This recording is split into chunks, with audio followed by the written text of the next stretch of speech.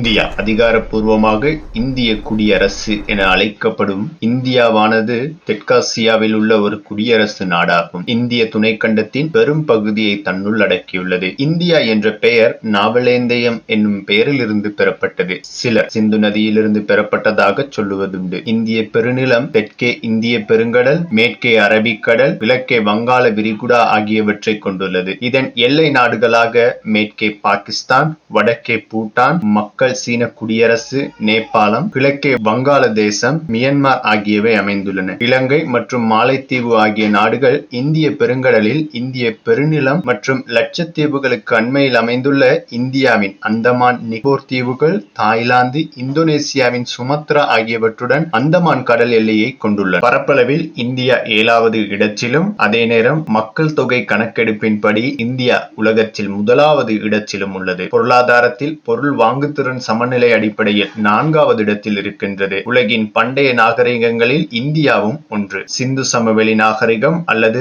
அரப்பா மொஹஞ்சதாரோ என்று அழைக்கப்படும் நாகரிகம் இங்கு தோன்றியதாகும். இந்து சமயம், புத்தம், சமணம் மற்றும் சீக்கியம் ஆகிய 4 தலைமை மதங்கள் இந்தியாவிலேயே தோன்றின. 17ஆம் நூற்றாண்டில் ஐரோப்பிய நாடுகளினால் கைப்பற்றப்பட்டு 1947 ஆகஸ்ட் 15 அன்று விடுதலை பெற்றது. பின்னர் 1950 ஜனவரி 26 அன்று குடியரசாக அறிவிக்கப்பட்டு உலகின் மிகப்பெரிய குடியரசு நாடாக திகழ்கின்றது இந்தியா. இந்தியா 29 மாநிலங்களையும் 7 ஒன்றிய பகுதிகளையும் கொண்ட ஒரு கூட்டமைப்பு ஆகும். இக்கூட்டமைப்பு ஆற்றல் பூர்வமாக இந்திய சுதந்திர சமூக உடைமை சமய சார்பற்ற மக்களாட்சி குடியரசு என அறிவிக்கப்பட்டுள்ளது. இந்திய அரசு நிர்வாகம் சட்டப்பேரவை, செயலாற்று பேரவை, சுதந்திர நீதி அமைப்பு ஆகிய 3 கூறுகளால் பேணப்படுகின்றது. இந்திய நாட்டின் தலைவராக குடியரசுத் தலைவர் இருக்கின்றார். எனினும் இவரது கடமைகள் பெரும்பாலும் மரபு வழி சடங்குகள் அடிப்படையிலேயே அமைகின்றன. குடியரசுத் தலைவரும் குடியரசு துணைத் தலைவரும் நாடாளுமன்ற மற்றும் மாநில நாட்டு சட்டமன்றங்களின் உறுப்பினர்களால் 5 ஆண்டுகளுக்கு ஒருமுறை தேர்ந்தெடுக்கப்படுகின்றனர்.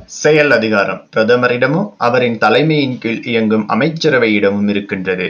நாடாளுமன்றத்தில் பெரும்பான்மையுள்ள கட்சி அல்லது கூட்டணியின் தலைவரை குடியரசுத் தலைவர் பிரதமராக நியமிப்பார். பிரதமரின் ஆலோசனைக்கேற்ப பிற அமைச்சர்களை குடியரசுத் தலைவர் அங்கீகரிப்பார். இந்திய கட்டமைப்பின் மிக உயர் ஆற்றல் உச்ச நீதிமன்றத்திடம் உள்ளது. உயர் நீதிமன்றம் அரசியலமைப்பின் பாதுகாவலனாக செயல்படுகின்றது. 1947ஆம் ஆண்டில் விடுதலை பெற்றதிலிருந்து இந்தியா பெரும்பாலான பிற நாடுகளுடன் நல்லுறவையே கொண்டுள்ளது. 1950களில் ஐரோப்பிய நாடுகளின் பிடியிலிருந்து ஆசிய, ஆப்பிரிக்க குடியேற்ற நாடுகளின் விடுதலைக்காக குரல் கொடுத்து வந்தது. இந்தியா பொதுநலவாய நாடுகள் குழுவின் ஒரு உறுப்பு நாடும் அணிசேரா நாடுகள் இயக்கத்தின் தொடக்க உறுப்பு நாடும் ஆகும். இந்தியா உலகின் 3வது பெரிய இராணுவத்தை கொண்டுள்ளது. இந்தியாவின் பாதுகாப்பிற்காக தரைப்படை, கடற்படை, வான்படை ஆகியவைகள் இந்திய பாதுகாப்பு துறையின் இயங்குகிறது. இவற்றுடன் எல்லை பாதுகாப்பு படை, இந்திய திபெத் எல்லை காவல் படை, மத்திய சேம காவல் படை, மத்திய தொழிற்சாலை பாதுகாப்பு படை, கரையோர காவல் படை என்பன இந்திய அரசின் உள்துறை அமைச்சகத்தின் கீழ் இயங்கி வருகிறது. இந்திய குடியரசுத் தலைவரே இந்திய படைகளின் உயர் தளபதி ஆவார். 1974ஆம் ஆண்டில் நடத்தப்பட்ட ஆபரேஷன் ஸ்மைலிங் புத்தா என பெயரிடப்பட்ட தொடக்க அணுக்கரு சோதனை, பின்னர் 1992 இடம்பெற்ற நிலத்துக்கு அடியிலான சோதனைகள் என்பவற்றின் மூலம் இந்தியா ஒரு அணு வல்லரசு எனும் இடத்தை பிடித்தது. 1998ஆம் ஆண்டில் நடத்தப்பட்ட சோதனையை தொடர்ந்து உலக நாடுகள் இந்தியாவுக்கான இராணுவ தேவைகள் வழங்குவதை தடை செய்தன. எனினும் படிப்படியாக இவை திரும்ப பெற்றுக் கொள்ளப்பட்டன. விடுதலைக்கு பிற்பட்ட காலத்தின் பெரும் பகுதியில் இந்தியா தனியார் தொழில் முயற்சிகளிலும், வெளிநாட்டு வணிகம், வெளிநாட்டு நேரடி முதலீடு போன்ற துறைகளிலும் இறுக்கமான அரசு கட்டுப்பாடுகளை கொண்டு ஒரு சோசலிசம் சார்ந்த அணுகுமுறையை கடைபிடித்து வந்தது. ஆயினும் 1991ஆம் ஆண்டு முதல் பொருளாதார சீர்திருத்தங்கள் மூலம் படிப்படியாக அதன் சந்தைகளை திறந்து விட்டதோடு வெளிநாட்டு வணிகம், முதலீடு என்பவற்றின் மீதான கட்டுப்பாடுகளையும் தளர்த்தி வந்தது. இந்திய பொருளாதாரம் மரபு வழி வேளாண்மை, தற்கால வேளாண்மை, கைவினை பொருள் தயாரிப்பு, பலதரப்பட்ட புதிய தொழில்கள் மற்றும் மென்பொருள் உட்பட பல துணை சேவைகள் ஆகியவற்றை உள்ளடக்கியுள்ளது. 2003ஆம் ஆண்டு நிலவரத்தின்படி மென்பொருள் அதாவது சாப்ட்வேர்ஸ் ஏற்றுமதி மட்டும் சுமார் $1000 கோடி என்ற அளவில் இருந்தது. இந்தியாவின் முதன்மை வேளாண்மை பயிர்கள் அரிசி, எண்ணெய் விதை, பருத்தி, சணல், தேயிலை, கரும்பு, உருளைக்கிழங்கு என்பனவாகும். முக்கியமான தொழில் துறைகளில் தானுந்து, சீமெந்து, வேதிப்பொருட்கள், நுகர்வோர் மின்னணுவியல் பொருட்கள், உணவு பதனிடல், இயந்திரங்கள், சுரங்கத் தொழில், பெட்ரோலியம், மருந்து வகை, உருக்கு, போக்குவரத்து சாதனங்கள், உடைகள் என்பன அடங்குகின்றன. எனர்ஜி இன்ஃபர்மேஷன் அட்மினிஸ்ட்ரேஷன் கணக்கீட்டின்படி எண்ணெய் நுகர்வில் இந்தியா 6வது இடத்திலும், நிலக்கரி நுகர்வில் 3வது இடத்திலும் உள்ளது. இந்தியா மனித இனத்தின் தொட்டில், மனித பேச்சுக்களின் பிறப்பிடம், வரலாற்றின் தாய், புராண கதைகளின் பாட்டி என செல்லமாக அழைப்பதும் உண்டு. மனித வரலாற்றில் நமது மிக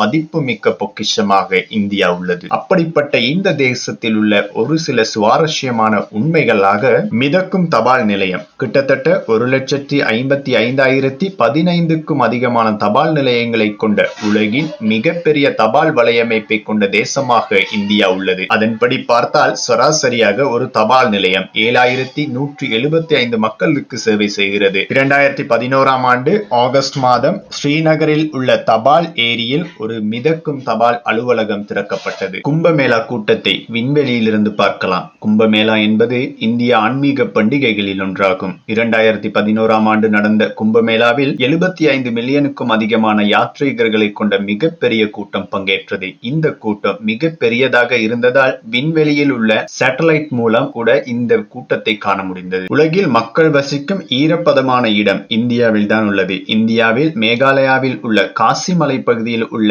மவுசின்ராம் என்ற கிராமமானது உலகிலேயே அதிக சராசரி அளவில் மழையை பெறும் கிராமமாக உள்ளது. மேகாலயாவின் மற்றொரு பகுதியான செரபுஞ்சி 1861ஆம் ஆண்டின்படி அதிக மழை பெய்த பகுதிக்கான சாதனையை படைத்தது. பூமியின் சுற்றளவு அளவிற்கு கம்பிகளை கொண்ட பாந்த்ரா வார்லிங் சீலிங். பாந்த்ரா வார்லிங் சீலிங் என்பது மும்பையில் உள்ள மிகப்பெரிய பாலமாகும். இது இந்தியாவின் சிறந்த கட்டிடக்கலைகளில் ஒன்றாக பார்க்கப்படுகின்றது. இந்த பாலம் கட்டி முடிக்க மொத்தம் 257 லட்சம் மணி நேரங்கள் ஆகின. இந்த பாலத்தில் உள்ள கம்பிகளின் நீளமானது நமது பூமியின் சுற்றளவிற்கு இருக்குமாம். மேலும் இந்த பாலம் 50,000 ஆப்பிரிக்க யானைகளின் எடையை கொண்டதாம். இது ஒரு உண்மையான பொறியியல் மற்றும் கட்டிடக்கலை அற்புதமாக பார்க்கப்படுகின்றது. உலகின் மிக உயர்ந்த கிரிக்கெட் மைதானம் இங்குதான் காணப்படுகின்றது. 2444 மீட்டர் உயரத்தில் இமாச்சல பிரதேசத்தில் உள்ள செயில் நகரில் உள்ளது இந்த செயில் கிரிக்கெட் மைதானம். இந்த மைதானம் உலகிலேயே அதிக உயரத்தில் உள்ள கிரிக்கெட் மைதானமாக பார்க்கப்படுகிறது. இந்திய தேசிய கபடி அணியானது அனைத்து உலக கோப்பைகளையும் வென்றுள்ளது. இதுவரை உலக அளவில் நடைபெற்ற ஆண்களுக்கான அனைத்து 5 கபடி உலக கோப்பை போட்டிகளிலும் இந்தியாவே வென்றுள்ளது. அதே போல இதுவரை நடந்த அனைத்து இந்திய மகளிருக்கான கபடி உலக கோப்பையிலும் இந்திய மகளிர் அணியே வென்றுள்ளது. நிலவில் நீர் இருப்பதை கண்டுபிடித்த நாடும் இந்தியாதான். 2009ஆம் ஆண்டு செப்டம்பர் மாதம் இந்தியாவில் இருந்து நிலவிற்கு அனுப்பப்பட்ட இஸ்ரோ சந்திராயன் 1 எனும் விண்கலம் அதில் உள்ள மினரலஜி மேப்பரை பயன்படுத்தி சந்திரனில் தண்ணீர் இருப்பதை முதலாக கண்டுபிடித்தது. எனவே சந்திரனில் தண்ணீர் இருப்பதை முதலாக கண்டுபிடித்த பெருமை இந்தியாவிற்கு கிடைத்தது. சுவிட்சர்லாந்தில் அறிவியல் நாள் முன்னாள் இந்திய ஜனாதிபதி APJ அப்துல் கலாம் அவர்களுக்கு அர்ப்பணிக்கப்பட்டது. இந்தியாவின் ஏவுகணை திட்டத்தின் தந்தை என அழைக்கப்படும் APJ அப்துல் கலாம் 2006ஆம் ஆண்டு சுவிட்சர்லாந்திற்கு விஜயம் செய்தார். அவர் வந்து சென்ற பிறகு சுவிட்சர்லாந்து அவர் வந்து சென்ற தினமான மே 26 சுவிட்சர்லாந்தின் அறிவியல் தினமாக அறிவித்தது. இந்தியாவின் முதல் ராக்கெட் சைக்கிளில் எடுத்து செல்லப்பட்டது. இந்தியாவில் கண்டுபிடிக்கப்பட்ட முதல் ராக்கெட்டானது மிகவும் இலகுவாகவும் சிறியதாகவும் இருந்தது. எனவே அது சைக்கிள் மூலம் கேரளாவில் உள்ள திருவனந்தபுரத்தில் உள்ள தும்பா ஏவுதளத்திற்கு கொண்டு செல்லப்பட்டது. இந்தியாவில் யானைகளுக்கு ஸ்பா உள்ளது. அதாவது இந்தியா பல விடயங்களுக்காக பிரசித்தி பெற்ற இடமாக உள்ளது. கேரளாவில் உள்ள புன்னத்தூர் கோட்டா யானை புத்துணர்ச்சி மையத்தில் யானைகளுக்கு குளியல், மசாஜ் மற்றும் உணவுகள் வழங்கப்படுகின்றன. இது நாட்டின் பெரிய வளர்ச்சி படியாக பார்க்கப்படுகின்றது. உலகிலேயே அதிகம் ஆங்கிலம் பேசும் 2வது நாடு இந்தியாதான். அதிகம் ஆங்கிலம் பேசும் மக்களை கொண்ட நாடுகளில் முதலிடத்தில் அமெரிக்கா உள்ளது. இந்தியாவில் மொத்தம் 125 மில்லியன் மக்கள் ஆங்கிலம் பேசுகிறார்கள். இது மொத்த இந்திய மக்கள் தொகையில் 10% மட்டுமே. வரும் ஆண்டுகளில் இந்த வளர்ச்சி மேலும் அதிகரிக்கும் என எதிர்பார்க்கப்படுகிறது. யாருக்கு தெரியும், உலகிலேயே அதிகம் ஆங்கிலம் பேசும் மக்களை கொண்ட நாடுகளில் இந்தியா முதலிடத்திற்கு கூட வரலாம். உலகில் அதிகமான சைவ உணவு உண்பவர்களை கொண்ட நாடு இந்தியாதான். இந்திய மக்கள் தொகையில் சுமார் 20 முதல் 40% மக்கள் சைவ உணவு உண்பவர்களாக உள்ளனர். இதனால் உலகின் மிக பெரும் சைவ நாடாக இந்தியா பார்க்கப்படுகின்றது. உலகின் மிகப்பெரிய பால் உற்பத்தியை கொண்ட நாடும் இந்தியாதான். சர்க்கரை உண்ட முதல் நாடு இந்தியாதான். சர்க்கரையை பிரித்தெடுத்தல் மற்றும் அதன் அதன் சுத்திகரிப்பு நுட்பங்களை உருவாக்கி முதலில் சர்க்கரையை பிரித்தெடுத்த நாடு இந்தியா. அதன் பிறகே வெளிநாட்டினர் இந்தியாவிடமிருந்து சர்க்கரை சுத்திகரிப்பை கற்றுக்கொண்டனர். மனித கால்குலேட்டர் என்ற பெயரே வித்தியாசமாக தோன்றலாம். அப்படி ஒரு பெயரை பெற்ற பெண்மணிதான் இந்தியாவை சேர்ந்த சகுந்தலா தேவி. இவர் 13 இலக்க எண்களை கணக்கீடு செய்து வெறும் 28 வினாடிகளில் விடையை கூறினார். உண்மையிலேயே சகுந்தலா தேவி ஒரு மனித கால்குலேட்டர் தான். ரவீந்திரநாத் தாகூர் தான் வங்காளதேசத்தின் தேசிய கீதத்தையும் எழுதினார். இந்தியாவின் தேசிய கீதமான ஜனகண மன பாடலை எழுதியவர் தான் ரவீந்திரநாத் தாகூர். இது மட்டுமின்றி வங்காளதேசத்தின் தேசிய கீதமான அமர் சோனார் என்ற பாடலையும் இவரே இயற்றியுள்ளார். வைரங்கள் முதலில் இந்தியாவில் தான் வெட்டப்பட்டன. ஆரம்பத்தில் கிருஷ்ணா நதி டெல்டா பகுதியில் உள்ள குண்டூர் மற்றும் கிருஷ்ணா மாவட்டத்தில் உள்ள வண்டல் வைப்புகளில் மட்டுமே வைரங்கள் காணப்பட்டன. 18ஆம் நூற்றாண்டில் பிரேசிலில் வைரங்கள் கிடைக்கும் வரை இந்தியாவே உலகம் முழுவதும் வைர உற்பத்தியை செய்து வந்தது. செஸ் விளையாட்டின் தாயகம் இந்தியாதான். செஸ் என்ற வார்த்தை சமஸ்கிருத வார்த்தையான சதுரங்கா என்பதிலிருந்தே தோன்றியது. பூஜ்ஜியத்தை கண்டுபிடித்தவர்கள் இந்தியாவை சேர்ந்தவர்கள் தான். இங்கிலாந்தை பூர்வீகமாக கொண்ட கிரிக்கெட் தான் இந்தியாவின் மிக பிரபலமான விளையாட்டு. இந்தியாவில் அங்கீகரிக்கப்பட்ட மொழிகளின் எண்ணிக்கை 18. ஆனால் 1652 மொழிகள் இந்தியாவில் வாழ்கின்ற மக்களால் பேசப்படுகிறது. இந்தியாவின் தலைநகரான புதுடில்லி தான் உலகிலேயே அதிக காற்று மாசுபாடு அடைந்த நகரங்களில் முதன்மையாக உள்ளது.